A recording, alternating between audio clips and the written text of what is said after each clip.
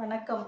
தலைப்பு ராவணனின் வீழ்ச்சி ஆணவத்தின் தோல்வியா தர்மத்தின் வெற்றியா? ராவணன் சிவ பூஜைகளும் கடும் தவமும் செய்து சிவபெருமான் அருளை பெறுகின்றார். இருந்த போதிலும் அவரிடம் இருந்த ஆணவம் அவரை தோல்வியடைய செய்தது.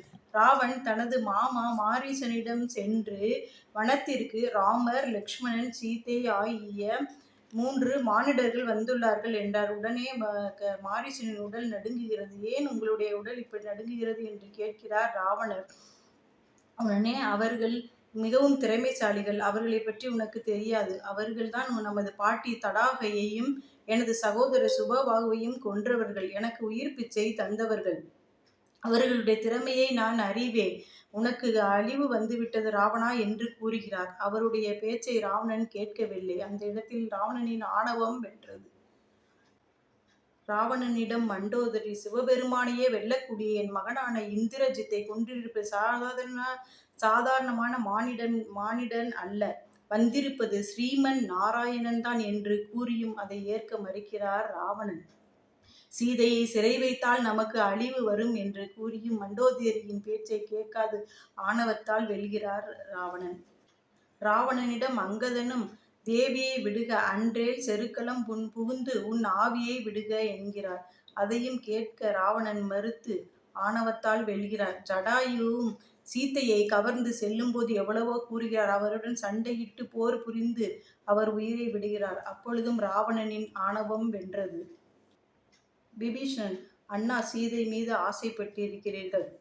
நஞ்சை உண்டால் சாவார்கள். சீதை தவறாக எண்ணினால் நம் இனத்திற்கே அழிவு உண்டாகும்.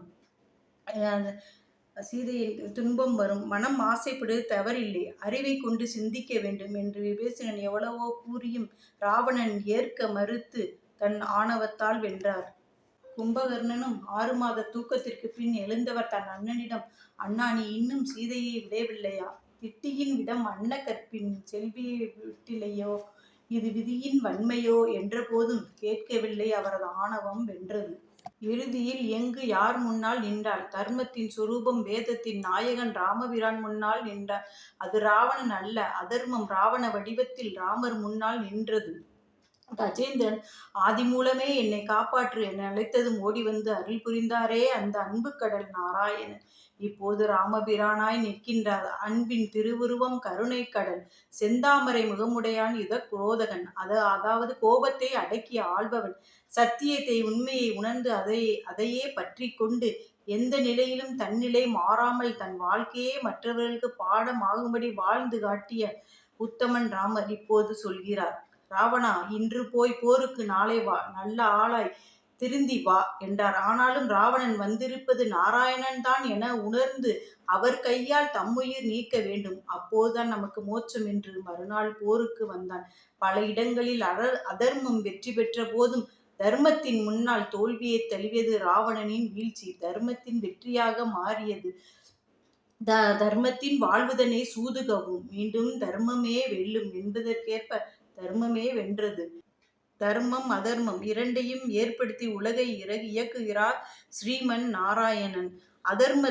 அதர்மத்திற்கு தனது உணவாக கொண்டு தர்மம் உயிர் வாழ்கிறது. அதர்மம் இல்லாது போனால் தர்மமும் உணவின்றி மடிந்து போகும். அதே நேரம் அதர்மம் மிகுதியாக தலை தூக்கும் போது, தர்மத்திற்கு ஆபத்து ஏற்படும் போது தர்மத்தை நிலைநிறுத்த நான் அங்கு வருவேன் என்கிறார் பகவான் ஸ்ரீ கிருஷ்ணர். ஜெய் ஸ்ரீராம், ஜெய் ஸ்ரீராம். நன்றி, வணக்கம்.